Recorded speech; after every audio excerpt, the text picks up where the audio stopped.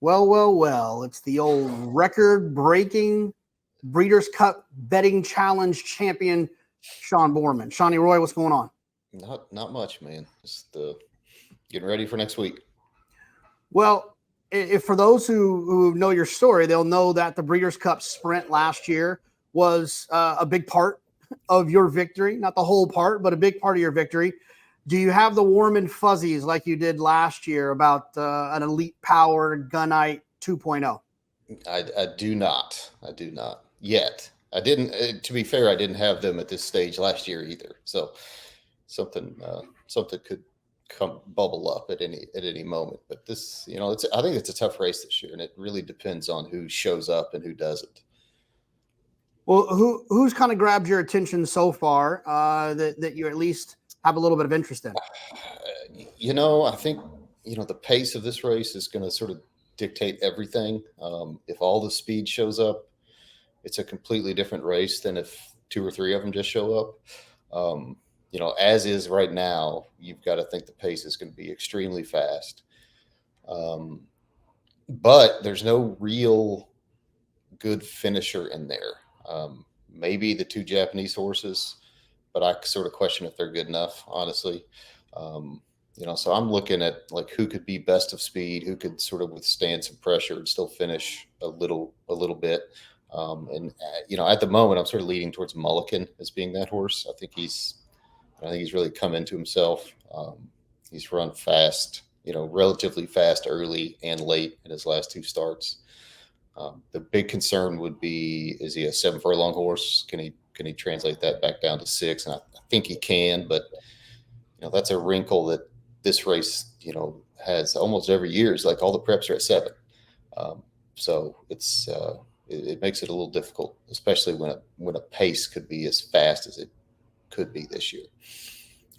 Yeah, I mean, it looks like with horses like Skelly and Straight No Chaser and Mulligan and Raging Torrent, it projects to be a pretty quick pace. And at that 6 furlongs, I don't really feel like you see a lot of horses trying to rate. I feel like you just kind of let them roll and see what happens. Yeah.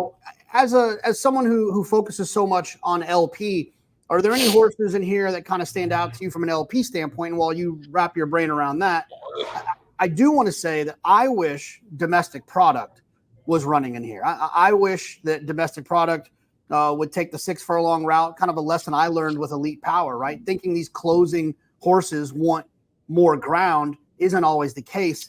It sounds like Chad's still considering it, even though he has this listed as a second preference.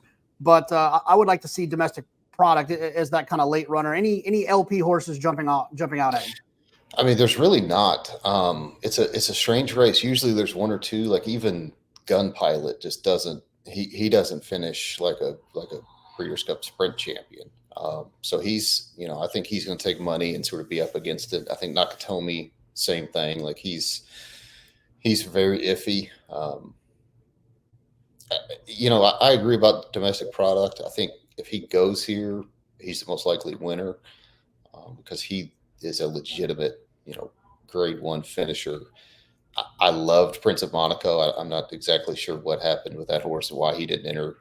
But Domestic Product, I think, is very interesting in the mile and the sprint. But there's no great finishers in this field. If Domestic Product doesn't go, it's very tricky because you can't really get a good line on the Japanese in their finishing ability. I mean, you can watch replays and say, okay, he's finishing, but a lot of times that's sort of an optical illusion. So it's very tricky.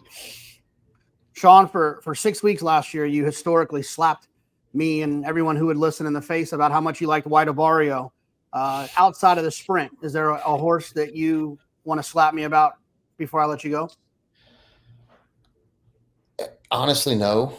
I don't have, as of right now, I don't have really strong feelings about anybody. I guess the strongest opinion I have at the moment is East Avenue. I think East Avenue is sort of a slam dunk in the juvenile.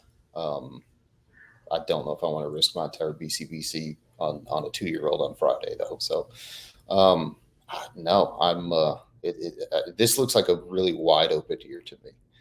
Even the Euros coming over, I glanced at them last night and I couldn't find one that I was just like, oh God, he or she has to win. It's going to be tougher this year.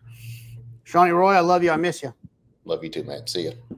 TwinSpires.com are back in the tournament game. You can play the Breeders' Cup Betting Challenge through TwinSpires.com, and you can also start trying to qualify for horse racing's latest major tournament, the 2025 Kentucky Derby Betting Challenge. Go to TwinSpires.com and click the Tournaments tab.